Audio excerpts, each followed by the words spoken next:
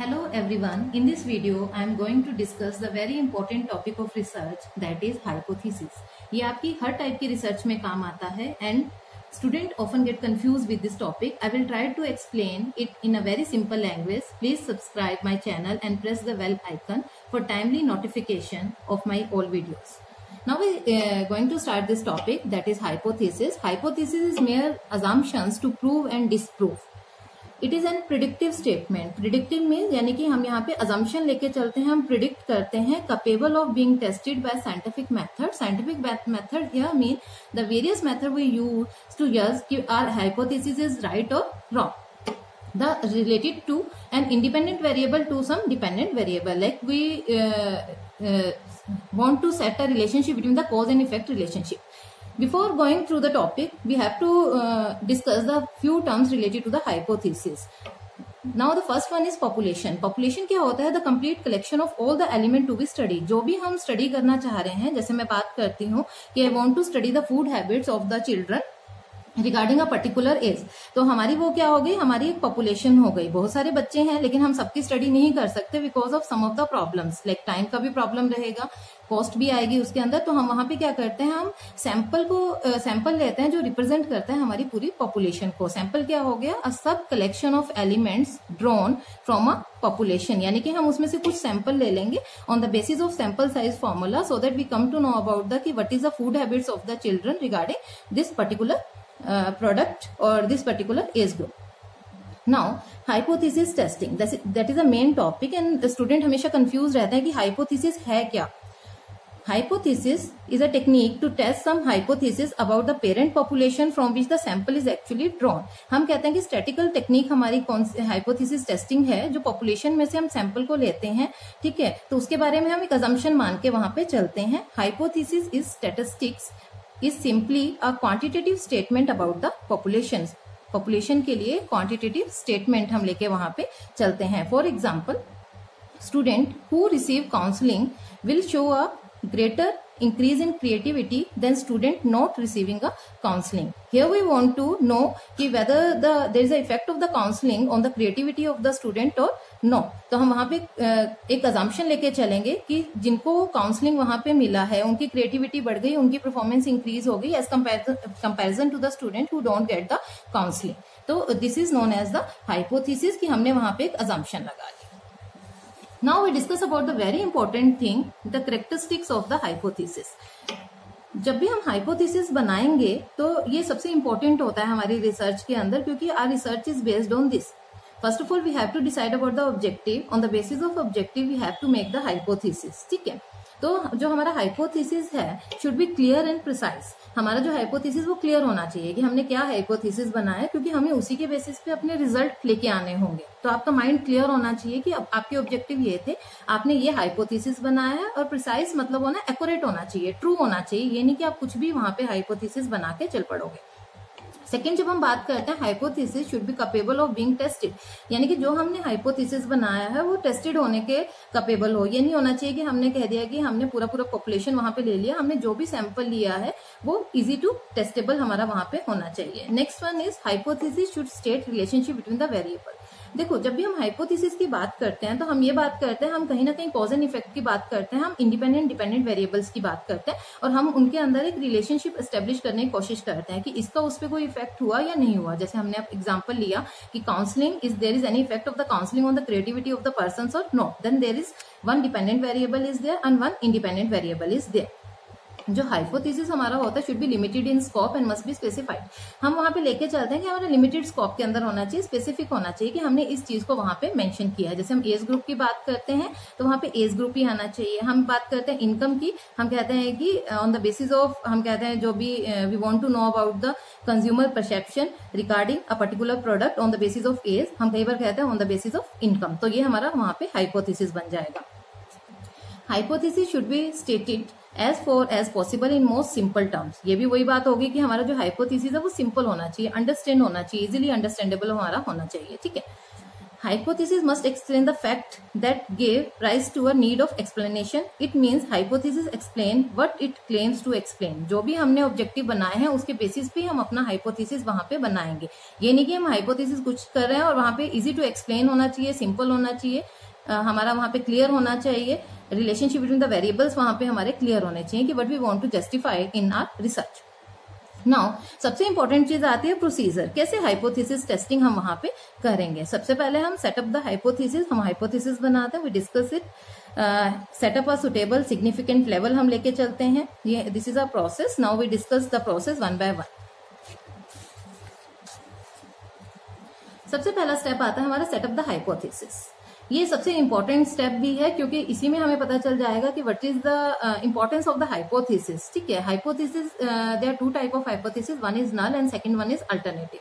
नल hypothesis को हमेशा हम H0 से, H0 भी हम कह सकते हैं, उससे यहाँ पे लेके आएंगे, रिप्रेजेंट करते हैं. और जो हमारा अल्टरनेटिव हाइपोथेसिस होता है उसको हम HA और H1 से वहां पे डिनोट करते हैं. तो इसको आराम से सुनना, ध्यान से सुनना. नल हाइपोथेसिस क्या होता है?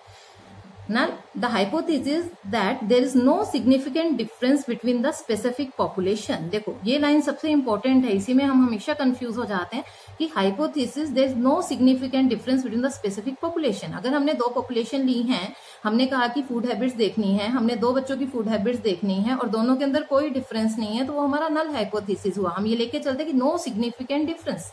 ठीक है, observe difference being due to sampling और experimental error. बाय चांस उसके अंदर डिफरेंस आ सकता है. मैंने कहा कि I want to know about the food habits of 2 children in my neighbor.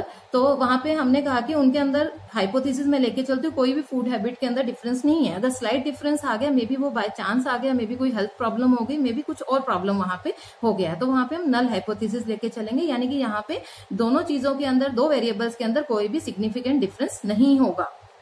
ठीक है, in this the population mean is equal to the hypothesis mean. यानी कि हम लेके चलते हैं, अभी मैंने आपको बताया कि जो हमारा, इसको हम ऐसे एक्सप्रेस करेंगे, H0 जो हमारा नल हाइपोथेसिस हो गया, म्यू यानी कि हमारा पॉपुलेशन मीन हो गया.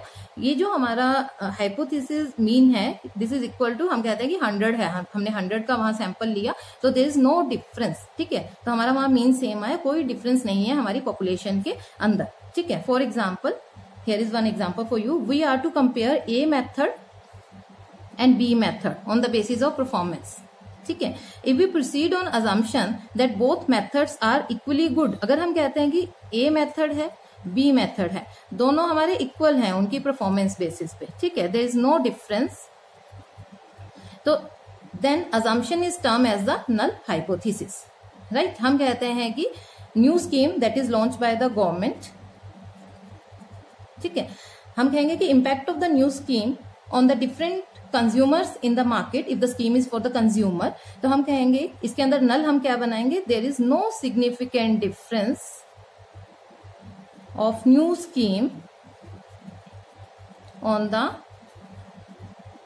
consumers of different age group. ठीक है, हमने एग्जांपल ले लिया कि एक नई स्कीम आई है मार्केट में, हमें पता करना था कि कंज्यूमर का एज, अगर एज बेसिस पे हम कंज्यूमर को डिफर करते हैं कि उन पे कुछ इंपैक्ट आया या नहीं आया, तो नल हाइपोथेसिस बनाएंगे कि कोई भी no significant difference on the basis of this.